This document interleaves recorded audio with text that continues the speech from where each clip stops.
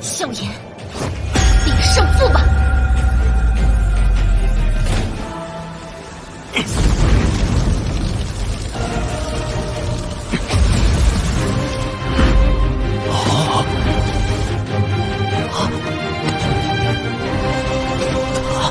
怎么跟炎萧？炎萧就是萧炎。Halo guys, kembali lagi bersama gua Dwi yang tentunya di Ngacapruk Film cuy. By the way, apa kabar para penonton setia Ngacapruk Film? Semoga baik-baik saja ya, amin. Nah, sesuai janji Mimin di beberapa minggu yang lalu, Mimin akan bahas Battle Rock the Heaven, perjanjian 3 tahun antara Nalan Yanran dan Xiaoyan. Di sini Mimin gak usah lagi ngasih tahu ini siapa dan itu siapa ya. Nah, pokoknya mah kalian pasti udah pada tahu lah. Ya udah, gaskeun.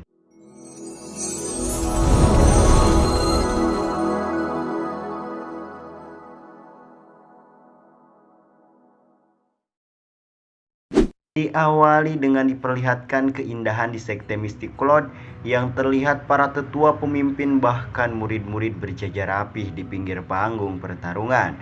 Lalu terlihat Xiaoyan yang baru saja datang ke tempat Sekte Mystic Cloud atau Sekte Yunlan.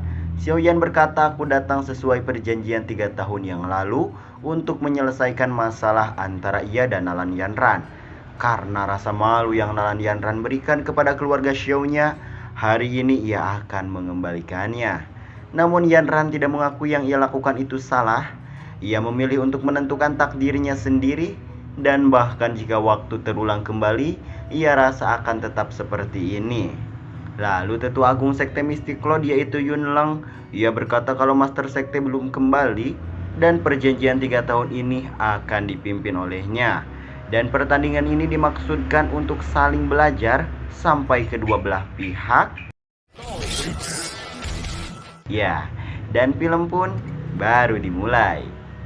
Diceritakan sebelum kita lanjut bahwa memutuskan pertunangan merupakan sesuatu yang sangat memalukan di benua Douchi. Dan 3 tahun yang lalu, Nalan Yanran meminjam kekuatan dari Sekte Mystic Cloud dan pergi ke keluarga Xiao untuk memutuskan pertunangan. Dan itu menjadikan keluarga Xiao menjadi bahan tertawaan terbesar di Kekaisaran Zeama. Xiaoyan demi mendapatkan kembali martabat keluarganya, dengan rasa marah ia membuat perjanjian dengan Nalan Yanran. Dalam 3 tahun yang sangat melelahkan, Xiaoyan mendapat berbagai keterpurukan. Namun bersamaan dengan itu, ia secara bertahap tumbuh dalam proses itu. Bahkan mendapat pemahaman baru tentang perjanjian 3 tahun ini. Dan hari ini ia menginjakan kaki di Sekte Mystic Cloud seperti yang dijanjikan. Lanjut. Jia Xingtian dan kakek Pama beranggapan kalau mereka merasa akrab dengan Xiaoyan. Namun mereka juga tidak bisa menentukan kalau Xiaoyan adalah Yan Xiao. Berbeda dengan Hai Bodong, ia cuma bisa terdiam karena ia mengetahui yang sebenarnya. Lalu saat Tetua Yunlong menjelaskan tentang perjanjian 3 tahun yang lalu, ia pun menerima keputusan Xiaoyan untuk bertarung hidup dan mati. Namun Xiaoyan tidak menghiraukan ucapannya dan memilih untuk memulai pertarungannya.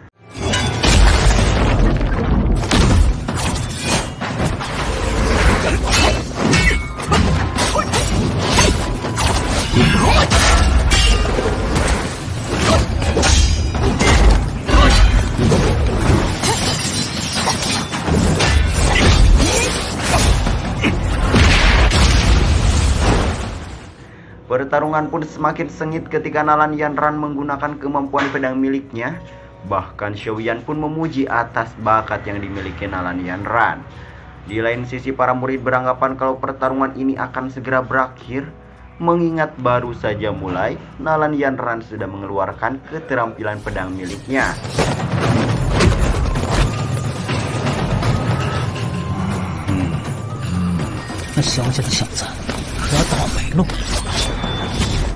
Tapi terlihat Xiaoyan sangat santai menghadapi itu, sampai ketika ia melempar pedang miliknya, secara bersamaan kecepatannya pun menjadi sangat cepat.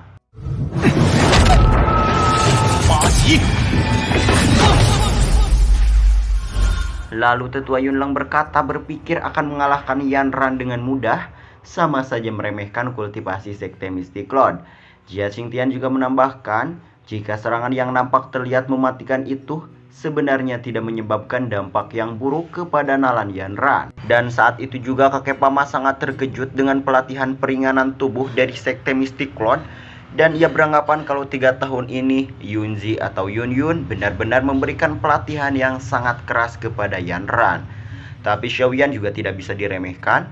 Bahkan Jia Xingtian benar-benar penasaran kartu as apa yang akan digunakan Xiaoyan untuk membuang julukan sampah di 3 tahun sebelumnya.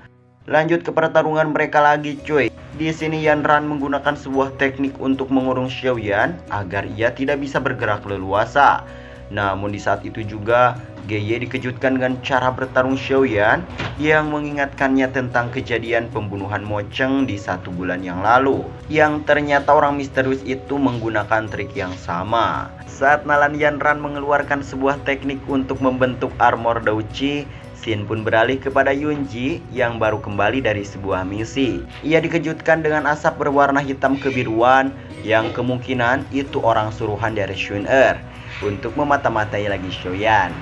Di sisi lain terlihat Wu He baru sampai di sekte Yunlan.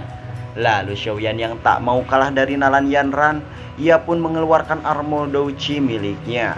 Jelas saja itu membuat semua orang kagum terhadapnya.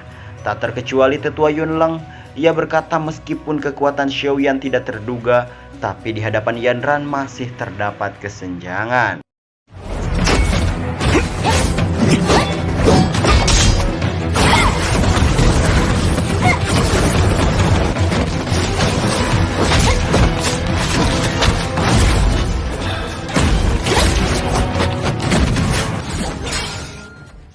Yanran mengatakan kalau ia tidak pernah melupakan perjanjian 3 tahun ini dan ia tidak mempunyai hubungan apa-apa dengan Xiaoyan.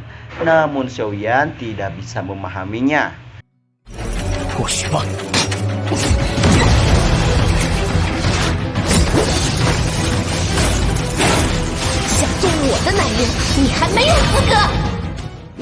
Di lain sisi Gu He berkata kalau bisa tidaknya Yanran memimpin sekte Yunlan ini akan terlihat di pertarungan ini.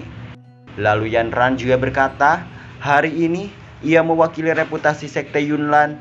Karena hal itu ia tidak akan berbelas kasih karena ia merasa keputusannya itu adalah benar. Namun siapa sangka Xiaoyan mengatakan kalau dirinya sudah tidak mempunyai kebencian terhadap Yanran. Dan sekarang giliran Xiaoyan yang menyerang dengan membabi buta.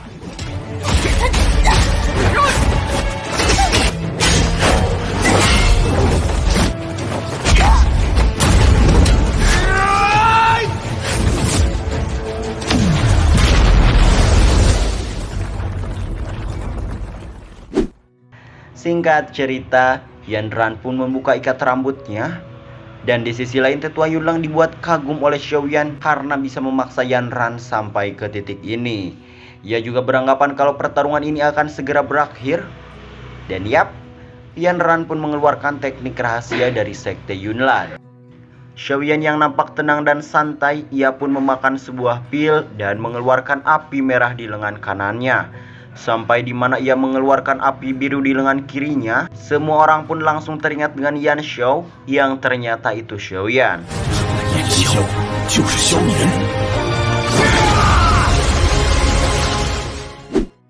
Tak terkecuali Yanran, ia menjadi lemas dan seperti tidak kuasa menerima kenyataan karena Xiaoyan adalah Yan Xiao, orang yang pernah ia cintai.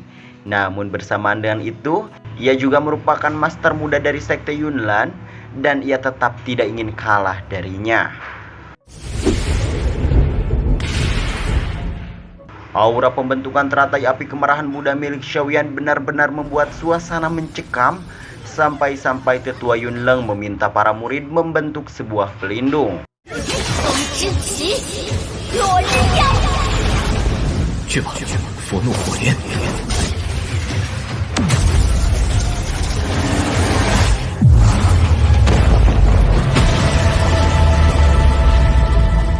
Lalu Xin beralih kepada ayah Xiaoyan dan para rombongan yang tengah berada di perjalanan. Kembali ke sekte Yunlan, Di sana Xiaoyan menggunakan sayap Douji untuk bertarung di udara. Pertarungan ini benar-benar di luar kendali para tetua.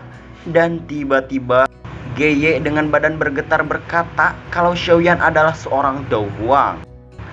Kembali ke pertarungan, Yanran yang sudah tidak berdaya dihampiri Xiaoyan yang menyatakan kalau ini sudah berakhir. Aduh cuy, aing sedih di dia nak. Gimana tuh ya? Ya udahlah, lanjut. Yanran pun berkata, kau membuat sebuah ilusi yang membuatnya terpesona, namun setelah itu ia hancurkan berkeping-keping. Xiaoyan, inikah balas dendamu? Namun siapa sangka ternyata Xiaoyan tidak pernah menyalahkan Yanran tentang pembatalan pernikahan mereka, namun caranya saja yang salah. Dan karena semua ini telah berakhir, Yanran harus tetap menjadi master muda sekte Yunlan dan ia akan meneruskan menjadi petapa kultivator. Secara tiba-tiba, tetua Yunlan meminta Xiaoyan untuk melepaskan Yanran. Dengan begitu ia akan memberikan hadiah yang sangat memuaskan. Lalu tiba-tiba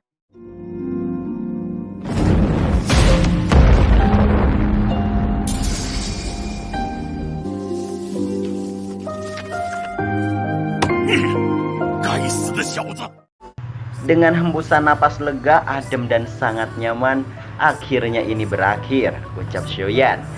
Dan jika begitu nanti besok kita lanjut lagi. Dan seperti biasa, jika kalian suka tinggal subrek aja. Thanks for watching and see you next video. Bye bye.